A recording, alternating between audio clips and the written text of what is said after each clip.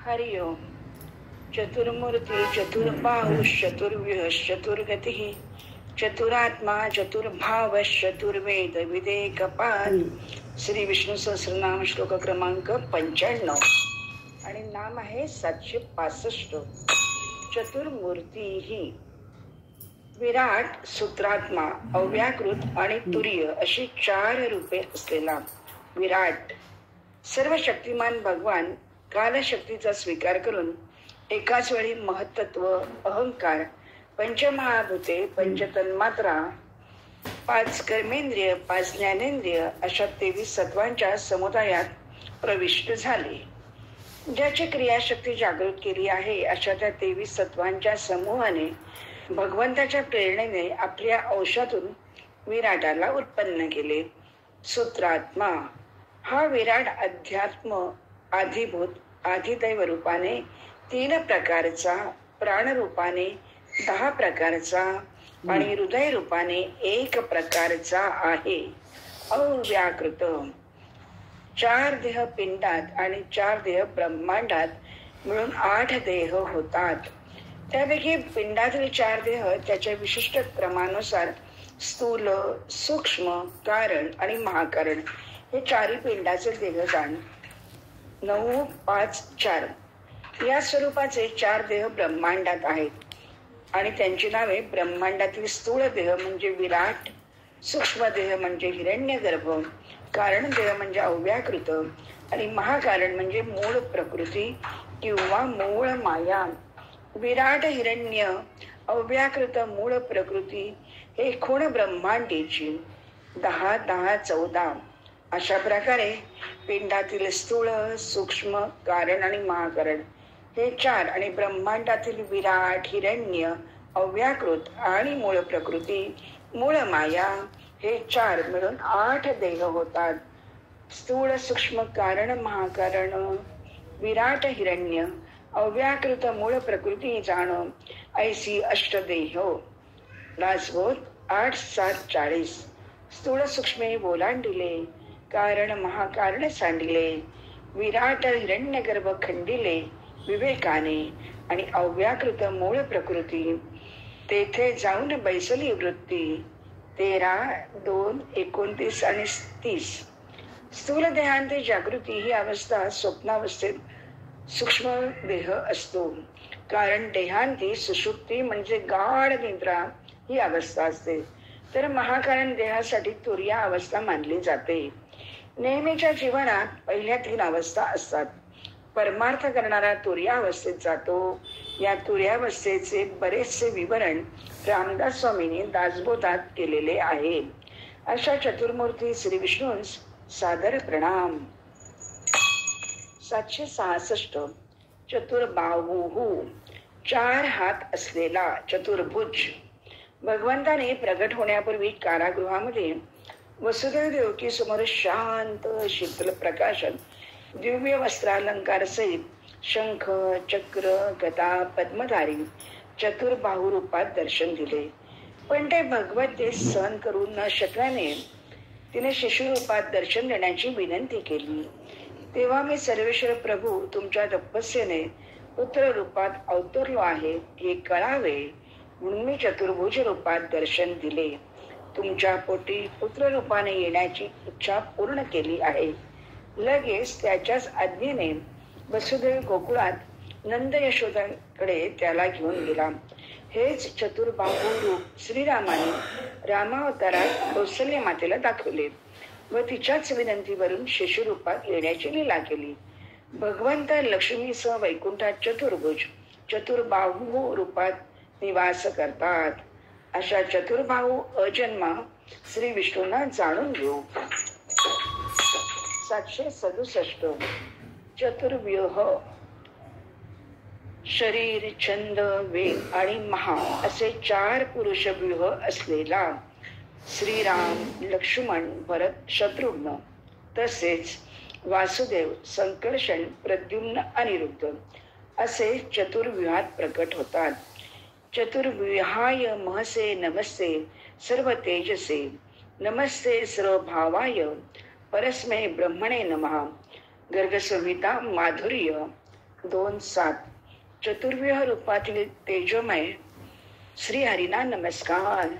सर्व तेज स्वरूप परब्रह्म परमात्म्याला नमस्कार असो. वासुदेवाय कृष्णाय नमः संकर्षणाय च प्रद्युम्नाय अनिरुद्धाय चतुर्व्यूहाय ते नमः. गर्ग संहिता द्वारका 12:18 वासुदेव श्रीकृष्णांना नमस्कार. संकर्षण, प्रद्युम्न आणि अनिरुद्ध यांना नमस्कार. अशा चतुर्व्यूह रूपधारी परमेश्वर आपल्याला माझा प्रणाम. चतुर्व्यूह श्री विष्णूंना वंदन करते. 768 4 वर्णाश्रमाची गती असलेला तो चतुर्गती. चातुर्वर्ण्यम मया सृष्टम गुणकर्म विभागशः. गीता 4:13 पूर्वजन्मामध्ये केल्या गेलेल्या कर्मानुसार सत्व, रज, तम या 3 गुणामध्ये न्यूनाधिकता राहत असते. सृष्टी रचनेच्या वेळी त्या गुण आणि कर्मानुसार भगवान ब्राह्मण, क्षत्रिय, वैश्य आणि शूद्र या 4 वर्णांची रचना करतात. मनुष्या व्यतिरिक्त देव, पितर, तिर्यक आदी दुसऱ्या योनींची रचना सुद्धा भगवान गुण आणि कर्मानुसारच करतात. यामध्ये भगवंताची थोडी सुद्धा विषमता नसते. जशा मानवाच्या योनी आहेत तसेच पशु, पक्षी, वृक्ष यामध्ये 4 योनी आहेत. 4 वर्णांची रचना मीच केली आहे.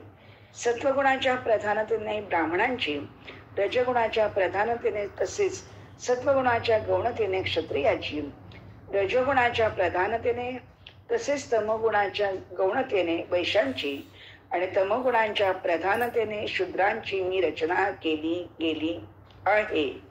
भगवंताची कर्म तर दिव्य आहेतच. संत महात्म्यांची कर्मे सुद्धा दिव्य होतात. वास्तविक संत महात्म्यास नाही तर प्रत्येक मनुष्य आपल्या कर्माला दिव्य बनवू शकतो. जेव्हा कर्मामध्ये मलिनता, कामना, ममता, आसक्ती इत्यादी येते तेव्हा ती कर्म बंधनकारक होतात. जेव्हा मलिनता नाहीशी होते तेव्हा कर्म दिव्य होतात. तेव्हा ती त्याला बंधनकारक होत नाहीत. एवढेच नव्हे तर ती कर्मे त्या कर्त्यांना आणि दुसऱ्यांना सुद्धा आचरणानुसार मुक्त करणारी होतात.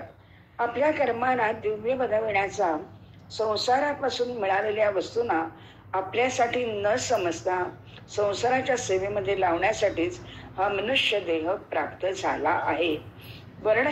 वर्णाश्रमानुसार आपली कर्मे दिव्य झाल्यास तेणे मुक्तीचारी साधी येल्या. अशा कर्माची गती सांगणाऱ्या चतुर्गती श्री विष्णूंची कास धरूया. 769 चतुरात्मा. मन, बुद्धी, चित्त आणि अहंकार अशा 4 अंतःकरणांनी युक्त. मन, बुद्धी, चित्त, अहंकार हे चेतनेचे 4 स्तर आहेत. मन म्हणजे कल्पना, विचार, लाट, तरंग, इच्छा, स्फुरण. मनाला वाऱ्याची उपमा देतात. विषयांच्या मागे ते सैरावैरा धावत सुटे. चंचलम ही मन कृष्ण. गीता 6:24. तर मन एव मनुष्याणां कारण बंध मोक्षयोः. ब्रह्मोपनिषद किंवा मनाचे श्लोक. आत्मकल्याण. मनातले विचार बुद्धीत जातात.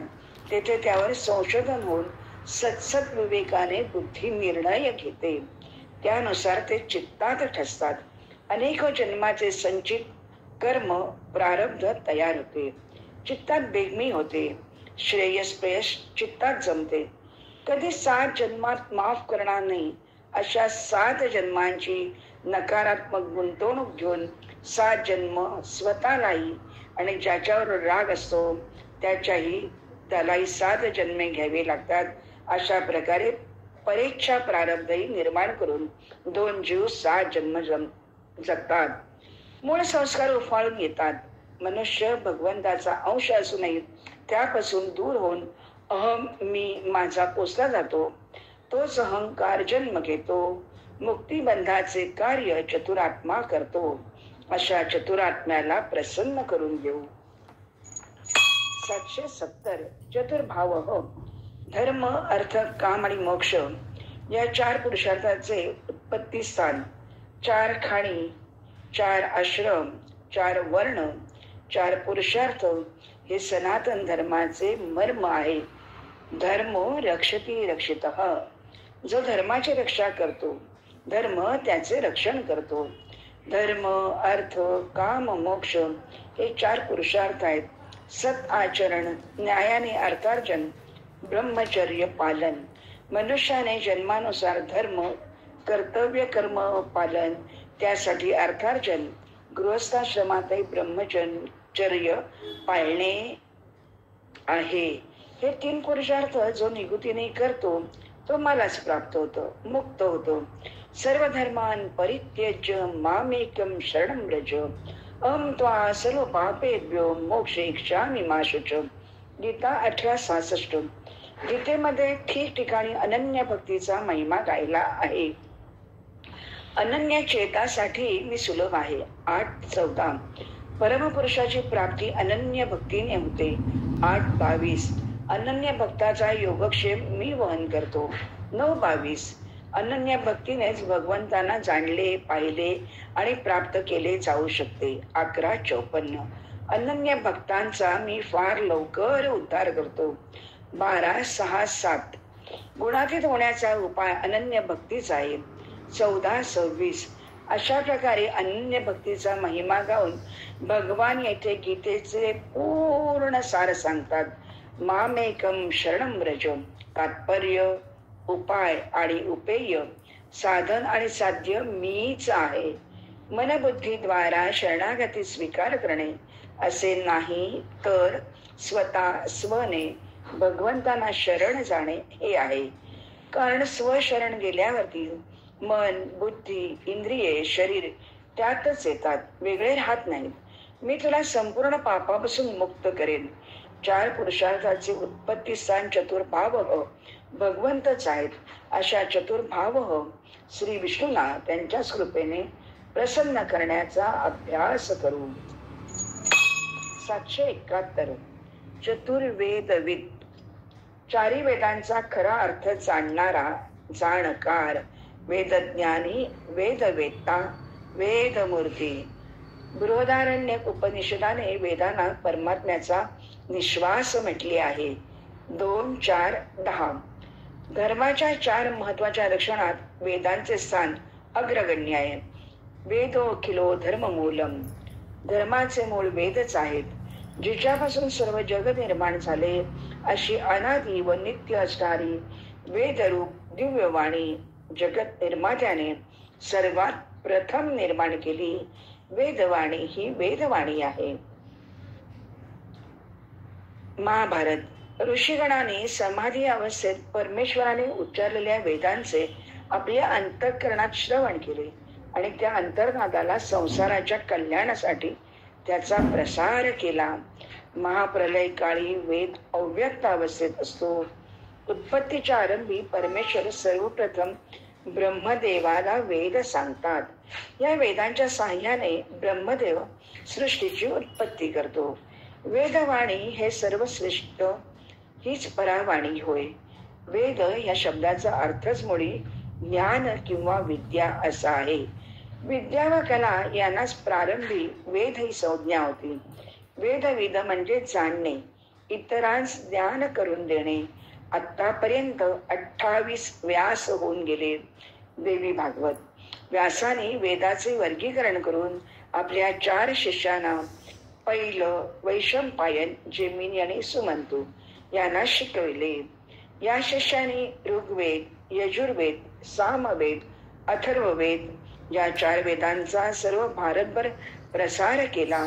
ही परंपरा प्रत्यक्ष मूळ परमात्म्यापासून चालत आली आहे.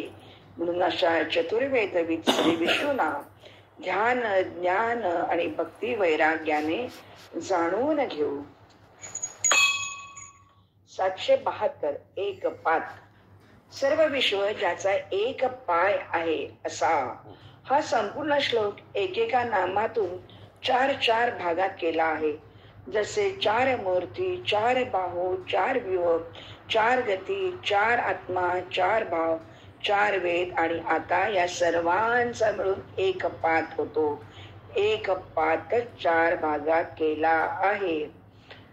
चतुर्मूर्ती चतुर्बाहू चतुर्व्यूह चतुर्गती चतुरात्मा चतुर्भाव चतुर्वेद विदे कपात.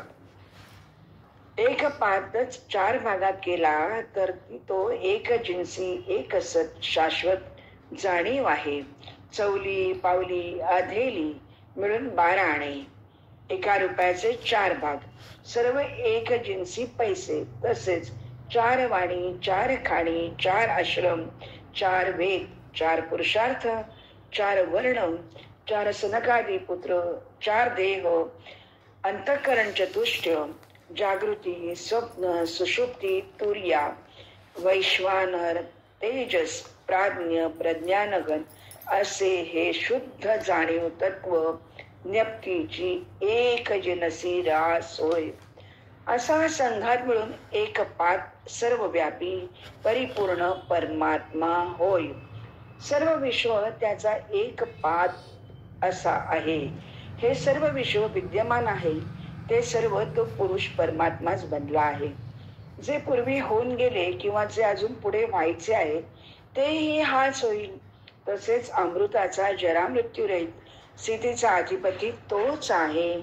आणि अन्न भक्षण करून जे वृद्धी पावते जे प्राणीरूप आहे त्याचाही स्वामी तोच आहे.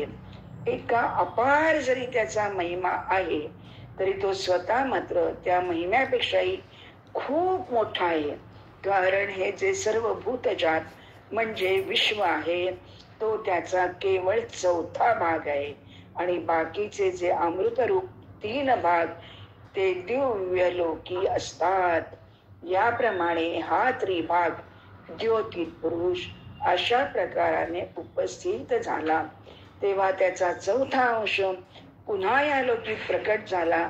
आणि एकंदर जे दृश्यादृश्य विश्व जे अन्न खाऊन जगते आणि त्याला अन्नाची आवश्यकता त्याला नाही, सचेतन आणि अचेतन असे दोन्ही प्रकारचे पदार्थ त्याने व्यापून टाकले.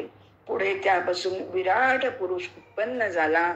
पण परमात्मा स्वरूप पुरुष मात्र विराटाच्याही वर त्याला व्यापून राहिला आहे. आणि विराट देखील उत्पन्न होताच भूमीच्या पाठीमागून आणि समोरून सर्व बाजूनी तिच्यापेक्षाही विस्तृत झाला. असा हा एक पात होय. पुरुष सुक्त अशा एक पात श्री विष्णूंना 2 हात एका मस्तकाने प्रणाम करते. अशा प्रकारे श्लोक क्रमांक 95 आणि नाम 772 येथे संपन्न झाली. हरि ओम.